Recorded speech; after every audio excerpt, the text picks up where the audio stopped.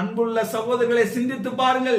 எந்த குற்றச்சாட்டை சொல்லி நபி யூசுப் அலைஹிஸ்ஸலாம் அவர்கள் சொன்னார்களோ அந்த இடத்திலே அந்த பெண் ஊர் முழுக்க, மன்னர் முழுக்க அனைவரும் இருக்கிறார்கள். யூசுப் அலைஹிஸ்ஸலாம் அவர்களை பார்த்து சொல்லுகிறார்கள், இதோ இருக்கிறார்களே, இவர் எந்த தவறும் செய்யவில்லை, இந்த தவறை எல்லாம் செய்தது நான் தான் அவரை தவறான முறையிலே அழைத்தேன், அவர் குற்றமற்றவர், ஊர் முழுக்க யூசுப் அலைஹிஸ்ஸலாம் நிரபராதி, யூசுப் அலைஹிஸ்ஸலாம் அவர்கள் குற்றமற்றவர் என்ற அந்த செய்தியை அந்த இடத்திலே அந்த பெண்மணி சொல்லுகிறார். சொன்ன பொழுது யூசுப் அலைஹிஸ்ஸலாம் அவர்கள் சொன்ன வார்த்தை என்ன தெரியுமா?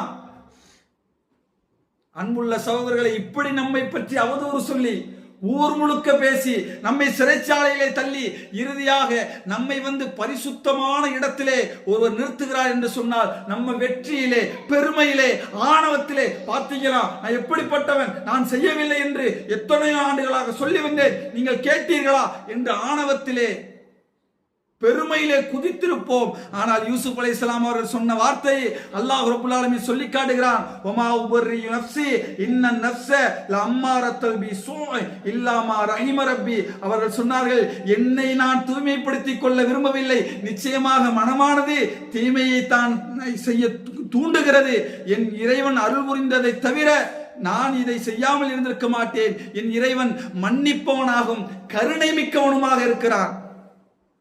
என்ன நானே தூய்மைப்படுத்திக்கிற மாட்டேன், நான் நல்லவன், நான் ஒழுக்க சீலன், நான் அப்படிப்பட்டவன், நான் அதை அப்படி நான் சொல்ல மாட்டேன். என் உள்ளமானது தீமையைத்தான் தூண்டுகிறது, அந்த தீமையிலிருந்து அல்லாஹ் தான் என்னை பாதுகாத்தான், என்னுடைய இறைவன் என்னை பாதுகாத்தானே, அவனை தவிர அவன் மன்னிப்பவன், நிகரற்ற அன்புடையோர் என்ற அந்த இடத்திலே நபி யூசுப் அலைஹிஸ்ஸலாம் அவர்கள் சொன்னார்கள் என்ற செய்தி அல்லாஹ் ரப்பல் ஆலமீன் இந்த வசனத்தின் மூலமாக சொல்லி காட்டுகிறான். எனவே அன்புள்ள சகோதரர்களே, மிக மிக படிப்பினையான நபி யூசுப் அலைஹிஸ்ஸலாம் வரலாற்றிலிருந்து நாம் படிப்பினையாக பெற வேண்டிய வசனம் இது, செய்தி இது.